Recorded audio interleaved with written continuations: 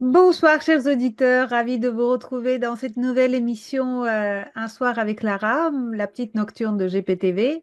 Je suis toujours en compagnie de Capitaine Place. Je pense que vous avez bien apprécié l'émission d'hier soir et aujourd'hui, nous allons continuer d'évoquer ce que nous avons commencé à évoquer si bien avec Capitaine. Je rappelle que Capitaine Pierre Place est un ancien officier du renseignement militaire français, qu'aujourd'hui, il collabore à la programmation, à l'animation de l'émission géopolitique de Karl Brochu, Brochu Télévision, qui se trouve, qui est basée à Montréal, au Canada. Et il a récemment effectué plusieurs reportages en Syrie, au Kosovo et dans le Donbass. Et aujourd'hui, on reprend notre entretien d'hier. Donc, on s'est arrêté sur voilà, les enjeux de la création d'Israël et de cette... vous avez appelé ça une forme de réserve, c'est ça?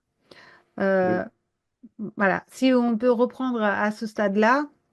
Et puis, Voilà. n'hésitez pas, capitaine, vous êtes ici chez vous, nos auditeurs vous apprécient beaucoup. Et n'hésitez pas, voilà, cet entretien vous appartient. Donc, voilà, ma première question, donc, à quel moment est décidée la création d'État d'Israël et géographiquement, où se situe-t-on à ce moment-là? Alors, d'abord, je tiens à saluer vos auditeurs hein, qui, en venant sur votre chaîne, montrent leur indépendance d'esprit. Hein, une faculté qui est essentielle, qui consiste à penser par soi-même et à ne pas accepter le prêt-à-penser qu'on nous impose, de manière générale. Donc, je les salue et je salue surtout leur clairvoyance, leur intelligence.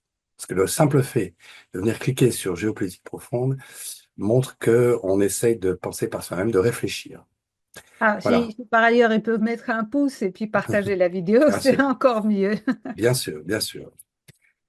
Donc, et puis, puisque vous avez parlé, effectivement, je suis allé l'année dernière en Syrie, en 2023, en avril 2023, et je tiens à en parler parce que je salue ici mon ami Adnan Azam. Parce que sans Adnan Azam, que vous connaissez, Oui, que j'ai déjà reçu sur cette antenne. voilà.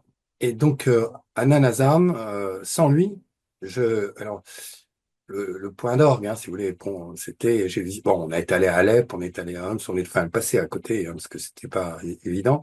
On est descendu sur Zouaïda, qui est chez les Druzes, hein. Bon, mais le point d'orgue pour moi, c'était de voir la mosquée des Omeyyades, parce que j'avais jamais été en Syrie. Mon grand-père y est allé, dans le cadre du mandat, en 1925. Mais moi, j'avais jamais été. Donc, je remercie ici Adnan Azam, et je crains de ne pas pouvoir y retourner de sitôt. Voyez-vous. Alors qu'on a noué là-bas des contacts extrêmement cordiaux dans un pays laïque où toutes les confessions étaient protégées et respectées, notamment les chrétiens d'Orient. Je suis Vous, moi-même non, chrétien. contrairement à notre ministre démissionnaire des Affaires étrangères qui se rend aujourd'hui, enfin, s'est rendu à Damas, hein, après 12 ans d'absence de la France en Syrie. Oui, c'est juste une petite parenthèse, un petit Oui, rappel. mais vous avez raison de le rappeler. On voit bien, donc les camps se dessinent, les masques tombent. Les Enfin, masques quoique. tombent, oui, tout à Voilà, fait. Faut bien. le rappeler, c'est Voilà. c'est important, hein. Mm. Alors, donc, on était resté effectivement sur eh bien, les origines. Vous m'aviez posé une question sur les origines de l'État d'Israël. J'avais cité donc Arthur Kessler, Yann Papé et Shlomo Sant, le, le livre de Jean-Pierre Filiou, Mabas sur Israël, et sur les véritables origines hein, du socialisme, israélien. Un kibbutz, c'est une entreprise socialiste, hein. Et c'est intéressant parce que c'est une entreprise au départ essentiellement agricole. Et je te rappelle que l'Ukraine des Khazars, des Khazars,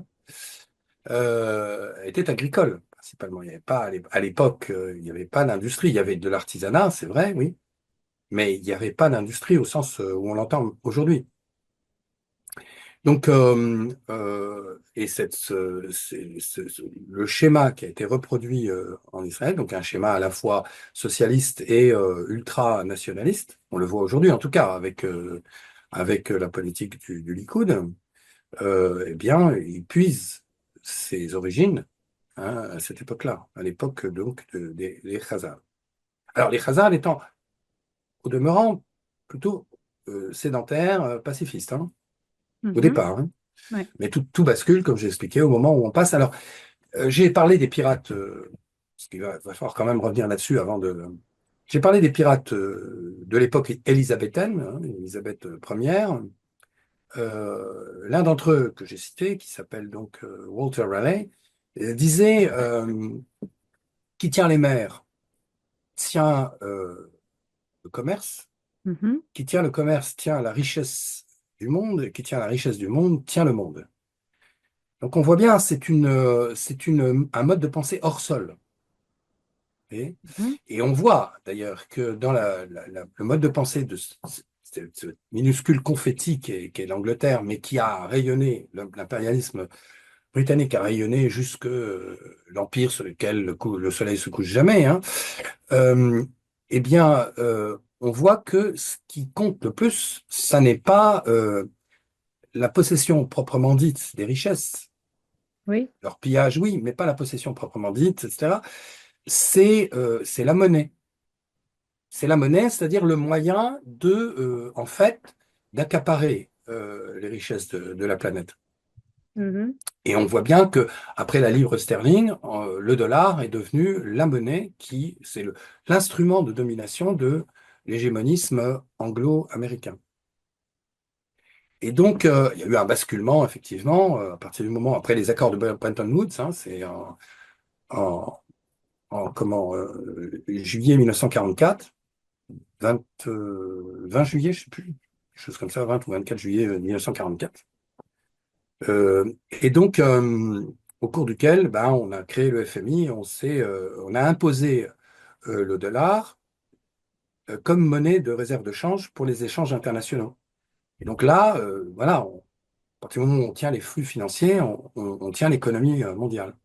Et c'est d'ailleurs ce qui pose aujourd'hui problème, c'est que bah, il y a un certain nombre de pays qui veulent rester souverains et qui ne veulent pas tomber sous la coupe des globalitaristes, hein, du totalitarisme global, euh, et qui donc affirment leur souveraineté, et, euh, et qui donc ont créé une une nouvelle alliance, en fait, face à ce que j'appelle moi la mésalliance atlantique. Pourquoi c'est une mésalliance? Parce que nous sommes continentaux et nous avons passé des accords avec des gens qui sont des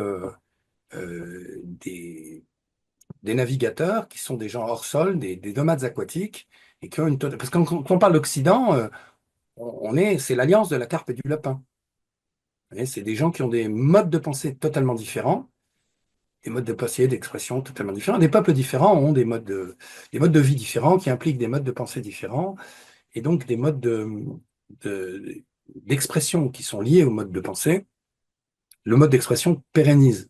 La langue pérennise hein, le mode de pensée.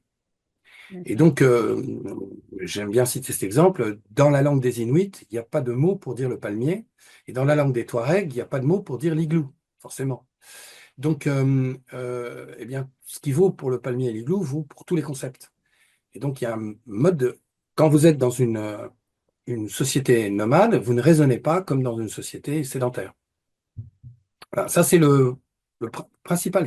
Ça, c'est du structuralisme, hein, c'est du Lévi-Strauss, Claude Lévi-Strauss, c'est du structuralisme. Comment se structurent les sociétés, et notamment le clivage numéro un, qui est le clivage entre. Par exemple, je dirais que moi, j'ai plus en commun en tant que sédentaire continental, j'ai plus en commun avec un bantou de la forêt équatoriale africaine, qui est un sédentaire, qui travaille par la charrue, qui tire sa substance de la terre, et qui est donc plutôt paisible, parce qu'il a ce qu'il lui faut, il n'a pas besoin d'aller chercher ailleurs, par opposition par exemple aux Touaregs ou aux Bédouins, qui sont plus, donc voilà, ils peuvent être, hein, ils ne sont pas forcément belliqueux, mais enfin quand même, hein, les razzias, soit vers le littoral, soit vers la forêt, elles sont documentées. Et où, alors j'ai donc plus en commun avec un Bantou qu'avec un Anglois héritier des pirates vikings, au niveau du mode de vie. Hmm. En plus, on ne peut pas me reprocher de faire de la... Je suis d'origine danoise par ma mère est normande, sédentarisée, mais vous savez, il m'arrive de critiquer la politique de la France, surtout en ce moment. Ça ne veut pas dire que je suis anti-français. Hmm. Je suis chrétien, m'arrive de critiquer l'Église catholique. Ça ne veut pas dire que je suis anti-chrétien. Donc, eh bien, de la même façon, il faut savoir mettre le doigt sur un certain nombre de problèmes, et c'est le cas lorsque je parle des pirates vikings. Donc, euh, cette opposition entre ce monde solide et ce monde liquide, et cette opposition entre des sédentaires et des nomades, eh bien, elle débouche sur... alors, le mode de pensée de Walter Raleigh, donc, euh, disons, maritime, thalassocratique, par opposition au monde tellurocratique continental. Ce mode de pensée, il débouche également sur un autre, il y a un géographe anglais qui s'appelle Alfred Mackinder et qui disait les trois quarts de la planète, c'est de l'eau. Ouais. Donc, le quart restant, il reste un quart, c'est quand même, voilà, 4 fois moins. Ce sont des îles, alors ils sont en insulaire britannique, hein, ce sont des îles, alors, l'île Amérique du Nord, l'île Amérique du Sud, l'île Afrique, et l'île Australie. Et puis, il y a une île plus importante que les autres, c'est l'île Monde. Ce qu'il appelle l'île Monde, c'est l'Eurasie. Hmm. Et au cœur de l'île Monde, le cœur, le Heartland, il y a la Russie. La Russie, c'est le truc totalement imprenable et qui, voilà, imprenable. Très improbable, peu peuplé, Voilà. riche de Alors, ressources. voilà, beaucoup de ressources pour effectivement population qui est un problème. C'est vrai qu'il y a la Russie a un très grave problème démographique, et c'est là-dessus que jouent d'ailleurs les, les mondialistes, les impérialistes britanniques depuis le début. Et ça va nous amener à la guerre de Crimée, enfin la guerre de Crimée, mais avant la prise de la Crimée par Catherine II, enfin par le général Potemkin, son général euh, On en connaît davantage à travers l'expression les sur les villages, villages. Voilà. ouais, les villages Potemkin, ouais, tout à fait. C'était intelligent, mais de la propagande avant l'heure, hein. C'est intéressant. C'est intéressant. De toute façon, la propagande, c'est essentiel, hein. La moitié de la guerre, elle est médiatique, hein, puisque la guerre, ça, c'est pas moi qui le dis, hein. On trouve ça déjà, c'est Sun Tzu. Enfin, on disait Sun Tzu, maintenant il faut dire Sun Tzu, paraît-il.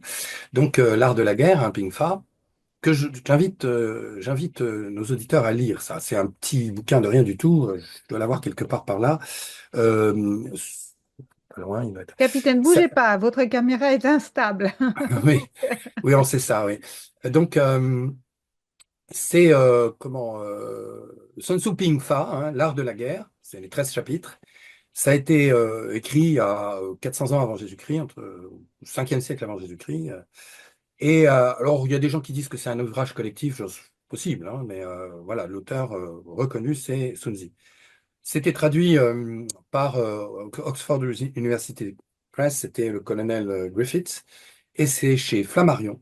C'est cette édition qu'il faut choisir, donc chez Flammarion, L'art de la guerre. C'est quelque chose que tout le monde doit avoir lu. On ne peut pas faire de la géopolitique si on n'a pas lu un Sun Tzu, et ensuite Karl von Clausewitz, von Kriege, qui était un général allemand qui a servi contre Napoléon aux côtés de la Russie, et qui donc en a tiré un ouvrage qui est l'ouvrage à la fois la phénoménologie de la guerre, mais bon, quasi philosophique, mais également qui aborde les aspects économiques.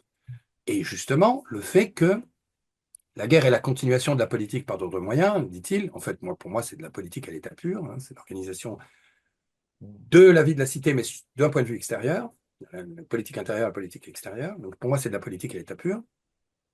Et c'est repris. Alors, et il nous dit, hein, alors d'abord, l'argent est le nerf de la guerre. Mhm. Donc voilà, j'en ai parlé dans la précédente émission. Le but, c'est le butin. hein. Bah oui. Ce qui a tué Napoléon, hein. Napoléon, s'il prenait pas Moscou, il n'avait rien à prendre. Or, Kutuzov a brûlé Moscou, et donc il n'y avait rien à prendre. Il a envoyé un plénipotentiaire à Alexandre Ier pour lui dire, alors on négocie. Et là, Alexandre Ier a dit, quelle négociation? La guerre n'a pas commencé. Et il est rentré avec rien. Pas de butin, terminé. Et là, c'est la Bérésina. La grande armée de Napoléon s'est délitée face au général Hiver, hein, sans combat. D'accord? Et donc, on voit bien que l'objectif, le but, c'était le butin. Le butin lui ayant échappé avec l'incendie de Moscou, ben, il est rentré, quoi. C'est terminé. Mm. Et je rappellerai aux gens qui n'ont pas compris ça que personne n'a jamais réussi à vaincre la Russie. Ni les rois de Suède, ni la République des deux nations polono-lituaniennes, ni les Allemands du Deuxième Reich ou du Troisième Reich, ni, même si les Allemands ont joué assez fin en faisant passer Lénine en 1917 en Russie, parce que la Russie ne pourra être détruite que de l'intérieur, et tout le monde le sait, et c'est pour ça qu'il faut craindre la cinquième colonne en Russie, mais ni, ni, donc ni les Français avec Napoléon, ni les Allemands. Et je rappelle, pour nos auditeurs qui sont français, que jamais dans l'histoire, la Russie n'a fait de tort à la France. Ça, c'est très important de parler dans le contexte actuel, Mm. parce que c'est bien Napoléon Ier et Napoléon III qui ont attaqué la Russie et non l'inverse. Et quand les Russes sont venus à Paris après la défaite de la Bérésina, c'est eux qui ont sauvé la France. Que les Français le sachent. Les Anglais voulaient démanteler la France comme ils l'avaient fait avec la Pologne, comme on l'avait fait à l'époque donc du traité de Westphalie, les quatre partages de la Pologne. Hein, oui, les Anglais voulaient se débarrasser de la France. Ils étaient en train de refaire la guerre de Cent Ans, en fait. Il y a un Et certain donc, nombre d'expressions en russe qui restent de cette période napoléonienne, justement quand l'armée française se retirait, elle était dans un état catastrophique. C'était vraiment des gens qui demandaient à manger aux paysans, etc. Et donc il y a des mots jusqu'à maintenant utilisés en russe, hein. Par exemple, chantrapa, quelqu'un qui demande qui mendie sans même faire un effort, c'est-à-dire chantrapa, c'est-à-dire on lui hmm, demandait de chanter puisqu'il était français. Il refusait de chanter, donc c'est resté. Chantera pas, c'est toujours quelqu'un qui fait, qui est misérable, mais qui ne fait aucun effort. on dit sans Par exemple. contrepartie. Mais vous avez aussi le bistrot parisien qui vient du fait Oui, que quand les Russes étaient attablés à la terrasse des cafés parisiens, ils trouvaient que ça venait pas assez vite, donc ils disaient bystra, bystra, qui veut dire plus oui. vite. Plus vite, Donc plus vite. voilà, c'est deux exemples, l'un d'un côté, chaque côté de la. Ouais. Alors que Ah, en mais il y a fait, plein de mots en russe qui sont restés de cette époque et qui sont presque insoupçonnables tellement c'est. Mais bon, pardon, non, non, excusez-moi, non, non, non, capitaine, c'est quand je très t'ai intéressant. Ouh là exposé. là, c'est très intéressant parce que vous venez de l'apporter. Non, non, mais vous venez d'apporter de l'eau à mon moulin en confirmant ce que je viens de dire. Les Russes sont allés à Paris et comme ils n'avaient rien à reprocher finalement aux Français, puisque les Français avaient perdu, ils avaient gagné la guerre pratiquement sans combattre. C'est le général Hiver qui a fait le travail. Ah, mais Donc, attendez, Moscou brûlé, il savait oui, bien que mais c'est Moscou. Kutuzov qui a brûlé Moscou Oui, mais c'était fait pour que justement ne pas pour ne pas pour ne pas perdre la combattre. guerre. Voilà. Donc les Russes ayant pris cette décision de repli stratégique qui est citée par Clausewitz, hein, Clausewitz a parfaitement étudié la profondeur stratégique et le repli stratégique. Et donc, et là, on va arriver dans le vif du sujet parce qu'on va parler de la Crimée ensuite. Et donc, quand les Russes sont venus à Paris, ils n'avaient pas d'animosité à l'égard des Français. Mm. C'est extraordinaire. Et si on remonte en arrière, on va parler évidemment de Anna Rouskaya, Anne de Kiev, qui a épousé Henri Ier de France en 1051, si j'ai bonne mémoire, hein. C'est donc Oh, je suis pas le. bonne en date. Oui, oui, non, mais Je peux pas vous je pense aider. que vous pouvez me faire confiance parce que j'ai quand même un peu de. Voilà, Oui. je peux me tromper, mais bon, en l'occurrence, pour moi, c'est ça.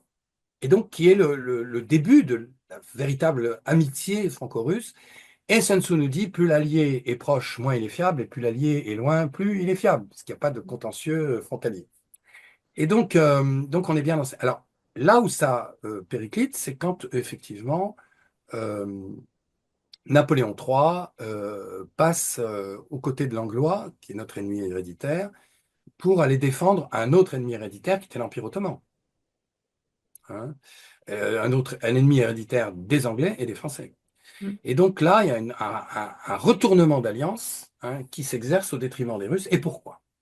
Alors, je rappelle que la grande Catherine, Catherine II de Russie, en 1774, le traité de Kutchuk-Karnagy, je ne le prononce pas très bien, je le sais, donne, où la Russie reprend, enfin, le général Potemkin reprend la Crimée aux Ottomans. Et je dis bien reprend, parce que les Ottomans, ils ont une composante tataro-mongole, quand même originaire de l'Extrême-Orient, et qui donc, ben, c'est pas trop de la région, même si dedans il y a des gens du cru. Euh, et donc, elle reprend la Crimée aux Ottomans, et là, c'est l'émergence de ce qu'on appelle la Novorossia, avec donc la Kherson, et puis surtout la prise d'Odessa. Mm. Et là, vous avez les Anglais paniquent. Pourquoi? On est en 1774. Et en 1774, euh, les Anglais commencent à avoir de sérieux problèmes avec leurs colonies américaines, leurs 13 colonies américaines. Ouais. Les colons américains en ont marre de la tutelle de la Grande-Bretagne et donc veulent faire sécession.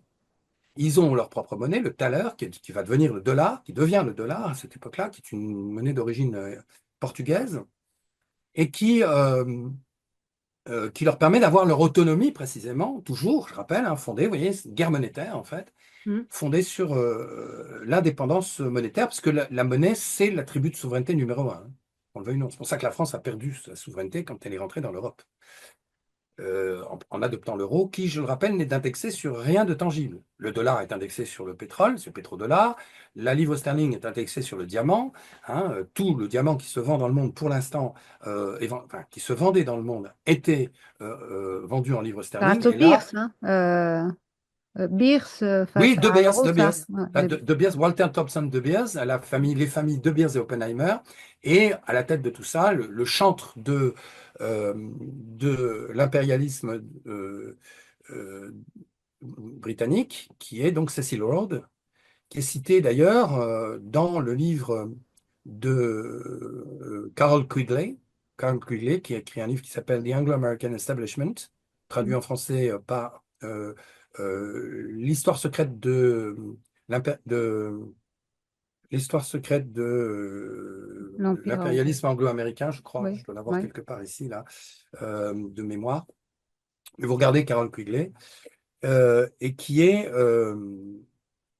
l'ouvrage de référence, préfacé par Pierre Hillard, l'ouvrage de référence quand on parle de l'hégémonisme anglo-américain. Et donc, et je rappelle, parce que c'est important pour comprendre, que la livre sterling donc, était indexée sur le diamant. Il faut, pour bien s'imprégner de ça, il faut lire, alors c'est pas traduit en français, c'est un livre de Janine Roberts. Janine Roberts, qui a fait 23 ans d'enquête au péril de sa vie au sujet des cartels du diamant, notamment en Afrique du Sud, mais En pas Afrique, seulement. oui. Elle parle aussi d'Afrique de l'Ouest, etc. Bon.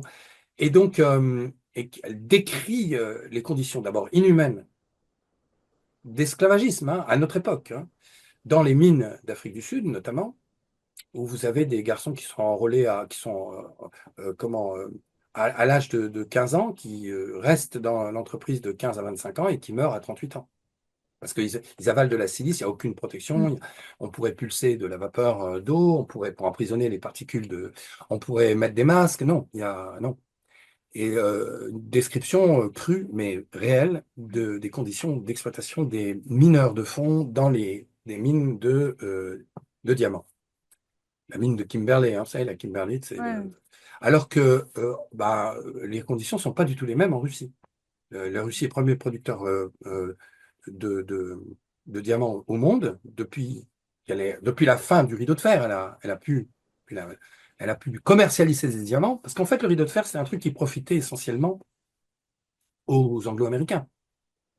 Tout le monde croyait que c'était le rideau de fer, c'était les sanctions de l'époque. C'est-à-dire que la Russie ne pouvait pas commercialiser ses produits. Ça ne profitait absolument pas à la Russie.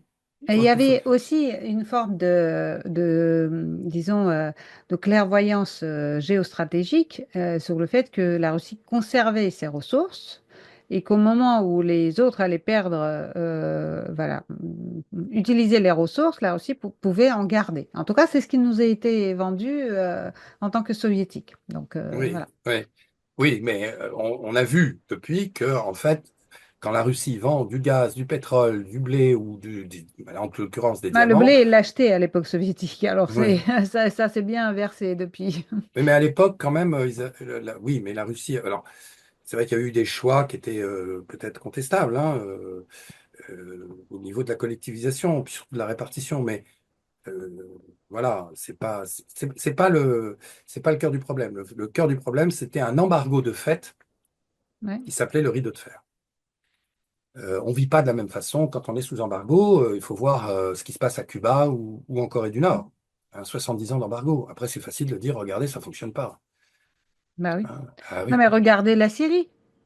voilà, L'embargo absolument. a fait que, après une guerre civile, ne pas pouvoir se reconstruire, ça a été fatal. Donc, oui, oui, oui, c'est aujourd'hui un instrument de guerre bien plus, en C'est pas plus, aujourd'hui, plus ça. C'est l'arme. meurtrier. Oui, Ah, c'est l'arme des anglo-saxons, l'embargo. Hein. oui, et sur les civils surtout, hein. Voilà, tout à Ça fait. touche les civils parce que l'armée, c'est la dernière à avoir des problèmes d'approvisionnement. C'est le civil premier qui est touché quand un État est sous embargo. Mais bon, pardon encore, Non, capitaine. non, non, non, non, non, c'est bien, ça donne une respiration. Puis moi, je dois souffler aussi. Hein, c'est pas évident. Et vous appelez à la Évidemment, mise en place d'un euro numérique. absolument, Hmm. absolument. Nos élites déroulent leurs plans contre nous. Mais nous aussi on a des plans contre eux. Déjà au travers de nos émissions avec une revue de presse économique pour faire le point avec vous, puis dans notre revue mensuelle avec des analyses financières et des solutions de décentralisation, et surtout dans notre stratégie anti-CBDC. Plus de 3 heures de contenu exclusif et gratuit pour apprendre concrètement à préserver votre épargne. Au programme, protection anti-crise, anti-banque, anti-État et bien d'autres solutions. Le temps joue contre nous, mais on peut se défendre.